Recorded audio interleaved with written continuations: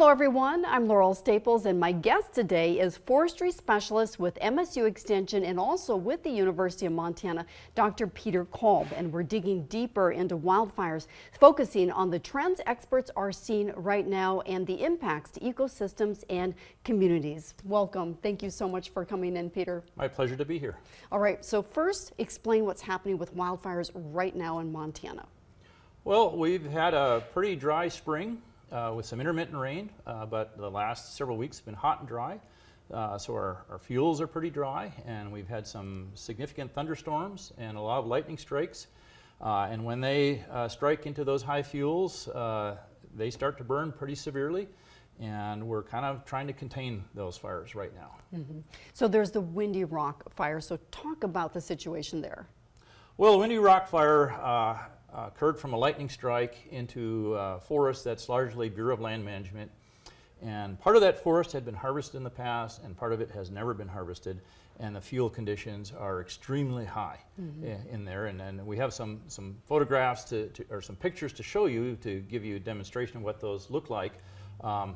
But when those large accumulations of fuel start on fire, all you can do is try to contain them, which means that the fire suppression teams have to back up to where there has been past fuel hazard reduction or wildfires, where they can actually hope to contain that fire, because the fire behavior changes when it hits those low fuel areas. Mm-hmm.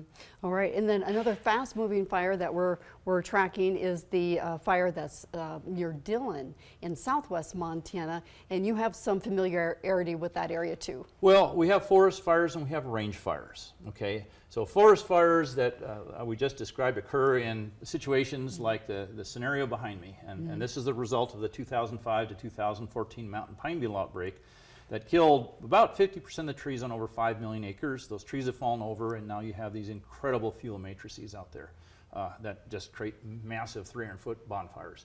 The Dillon fire is more of a range fire. So these are dry grasses, sagebrush, juniper encroachment, so dense juniper stands. Very fine fuels carry fire very fast. So they're easy to ignite and they move fast. So a very different scenario. And this is typical for Montana, where we have range fires that can, some of them have been clocked at 80 miles an hour across the landscape. Oh. Whereas a forest fire moving at 3 to 4 miles per hour is a fast moving forest fire. So they're very different kinds of fire, different fire behaviors. The range fires, historically in Montana and across the United States, have resulted in more fatalities than forest fires because they're so fast and you get overrun. So on those type of situations, you have to mobilize your resources and try and suppress that fire or create containment lines as quickly as possible, which is doable in fine fuels. I mean, you mow it, you plow it up, 2 bulldozer lines, things like that. Aerial tanker attacks can really snuff it out. The trick is to catch it because it's so fast moving. With forest fires, it's fuel reduction, and obviously reducing the fuels in a scenario like behind me takes a long time. So the fire teams have to back off a long ways to areas that they can anchor from, where there already has been fuel hazard reduction, and build a fuel line that's containable and safe, because in fires like that, they will throw burning embers miles in advance of them. So today we're getting a front coming across, high winds, and so that's a very dangerous scenarios, where if you're on a fire line trying to contain a fire and the embers get blown behind you, that ignites the vegetation behind you on fire, now you're trapped between 2 fires, and nobody wants to put fire teams in that situation. A dangerous situation for sure. Right. So how does this wildfire season compare to wildfire seasons in the past and the historic trends setting up what we're seeing right now? Okay, well, climate is the big driver of fires. And so if we look at this diagram behind me, the big climate drivers for the West Coast is El Nino, La Nina, which is equatorial water, ocean water, and Pacific Tidal Oscillation, which is the northern oceanic temperatures.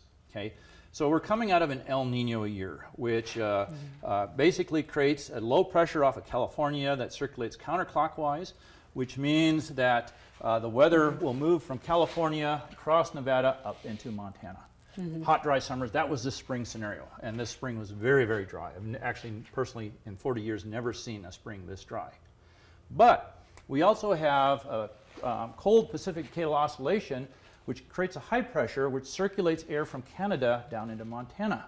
Okay. And so luckily, they kind of fight with each other. Now, Pacific Decadal Oscillation is kind of a weaker system than El Nino is. But every week or two, we've had rain this summer, which has really slowed down the fire season and been a savior, because had we not gotten those, it would be much, much worse than it is now. So really, if we have hot, dry summers, and some people might remember 2000, when we had almost 1 million acres burn across Montana, and the Valley Complex fire that burned 365,000 acres. We had a hot, dry Pacific Decadal Oscillation and an El Nino hot, dry. So we had a combination, the worst possible scenario.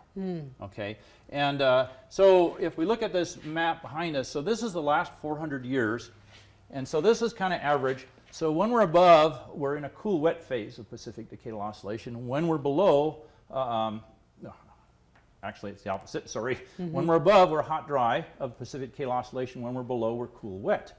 Okay, so we go back to the turn of the century, 1900.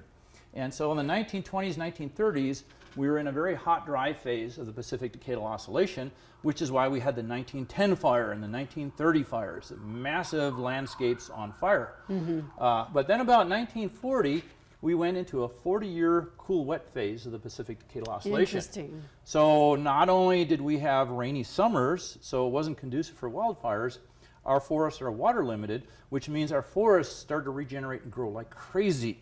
Okay. Well, Fuel, bringing more right. fuel. But when it's wet, it doesn't catch fire and it grows well, and we want fast-growing, thriving forests, and things were going fine. Plus, we also had the Forest Service putting out fires. Now, it was relatively easier because we were in this cool, wet phase. But 1980s, we moved out of the cool, wet phase into prolonged warm, dry phase. And the wake-up call was 1988 when Yellowstone blew up. Okay, and it takes several years for these forests to dry out. So now we went into this massive correction. We had these overcrowded forests because they had all this abundant moisture. Now they're overcrowded. They don't have enough moisture, so they're water stressed. And water stressed trees are very susceptible to insect pests, which brought on the mountain pine beetle attack from 2005 until 2015, where we had over 5 million acres. This is the red area of Montana. 5 million acres that was severely impacted by mountain pine beetle. They killed 50% of the trees across the landscapes. Yes. Okay. The black is fires during that 10-year stretch. The red is the impact from mountain pine beetle. Okay. And so now 10 years after that, we're into that scenario of the earlier slide. All these dead trees have fallen over, created this incredible fuel matrix. So we have vast landscapes that are basically set up to burn very severely as a result of this long-term effect. So the climatic patterns that cause forests to grow, cause forests to die. I mean, this is lots of water, they grow, drought, they die, bring in the pests that come in and hit the stressed trees, massive fuel loading, and now it's burning up. And that's where we are today. That's where we are today. Yeah. So what do you foresee for future fire trends? Is this here to stay for a while then? Well, it all depends on climatic trends. Sure. Okay. So right now, we might or might not move into a La Nina, which is cooler, wetter. Pacific Decadal Oscillation has been relatively cool, wet for the last 20 years and is continuing to stay cool, wet, but it's changed a little bit. It's cool, it's wetter, but it's also a little bit warmer. So we have this big bubble of warm Pacific water that's kind of pushed up against the west coast. So we're kind of in uncharted territories.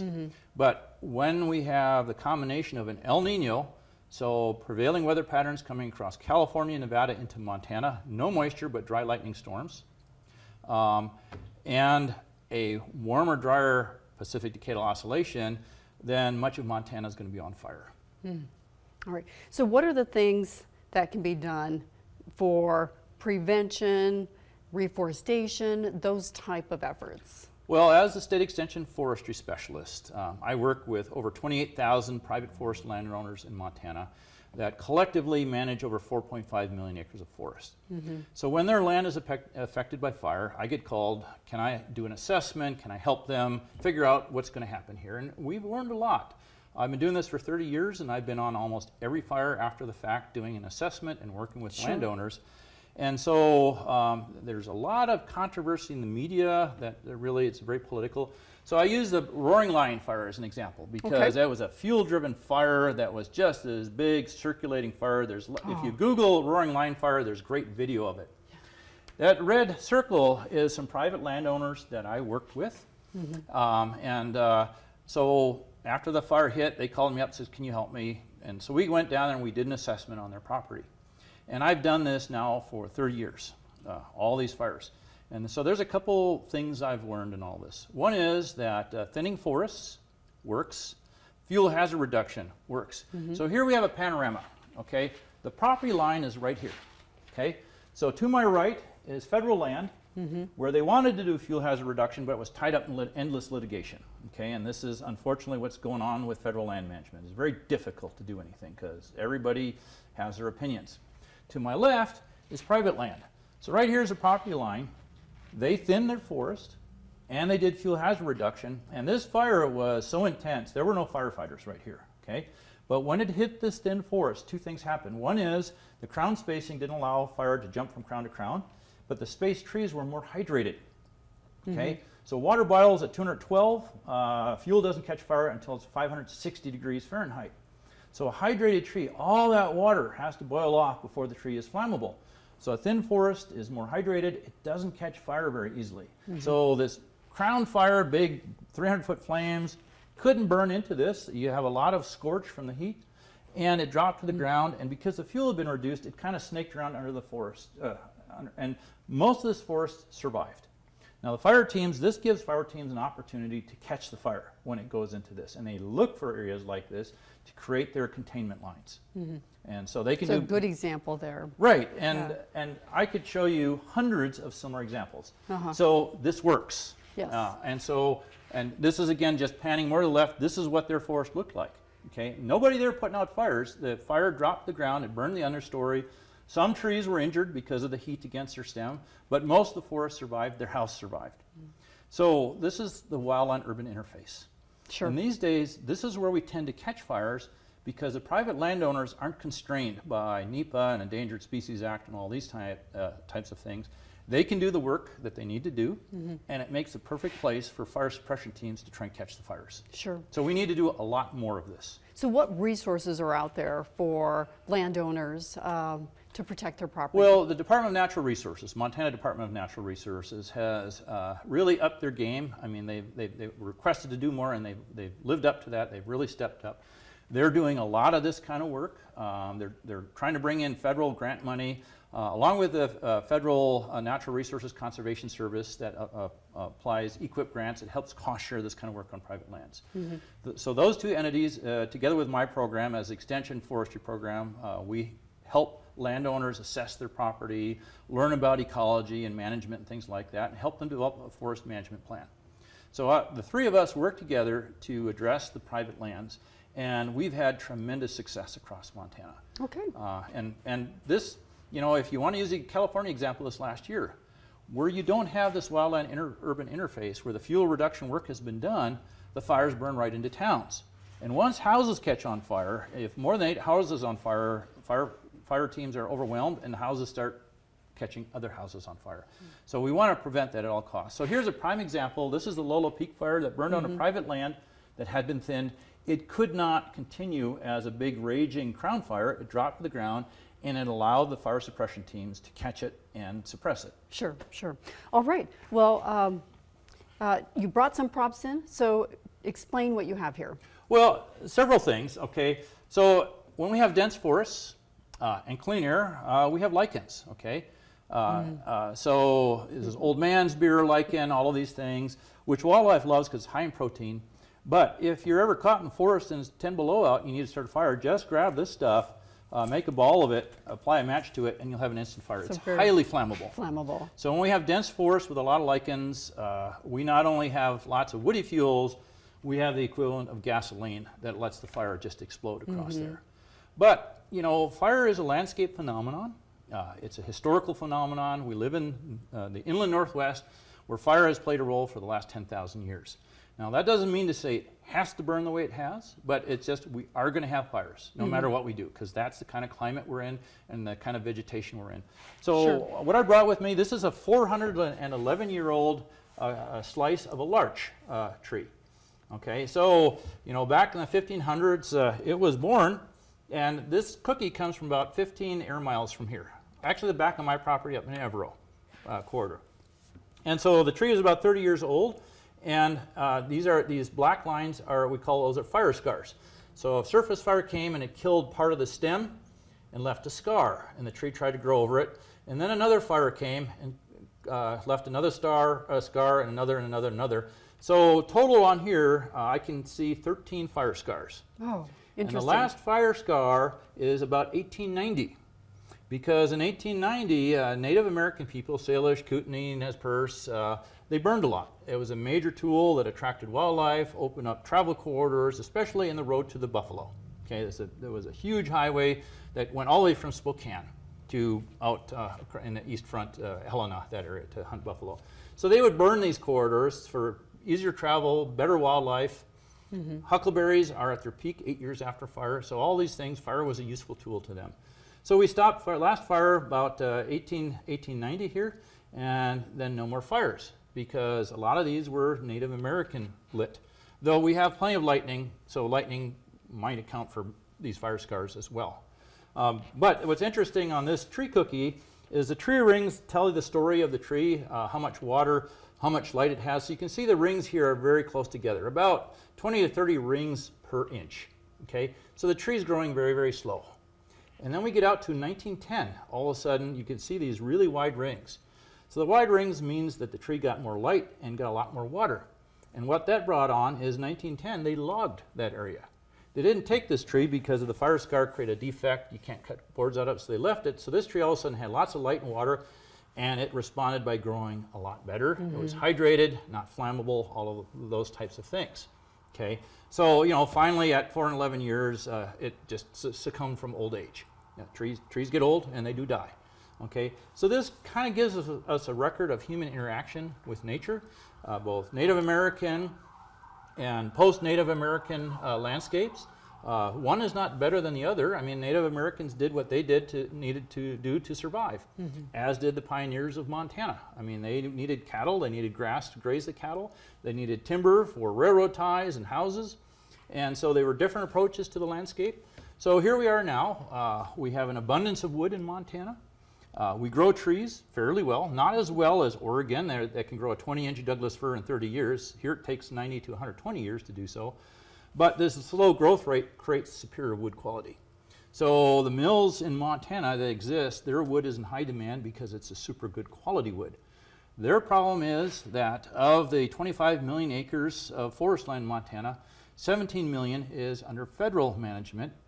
And federal managers, as good as they try to be, are completely hamstrung by constantly changing initiatives and priorities mm-hmm. that come down from Congress. So when we have one side of the aisle, they want all wilderness, another side of the aisle wants more production forestry. And finding a balance between the two has been very, very difficult because the conflict industry is lucrative. People make money by promoting conflict, mm-hmm. not by finding resolutions. Well, in wrapping up here, your final message. Well, we were spared this summer from what could have been a horrific fire season, mainly by the cool, wet Pacific Decadal Oscillation. I track these atmospheric systems every year, so I know in advance what's going to happen. It's not that hard to predict. NOAA does a great job with all of this. We need to do more work on the land. We need to create forests that are ecologically functional, providing all the habitat and the desires we want, but that do not promote these very severe wildfires that can have dire consequences on the landscapes. All right, so a lot to work on. Indeed. For sure. All right, well, thank you so much, Dr. Peter Kolb. My pleasure.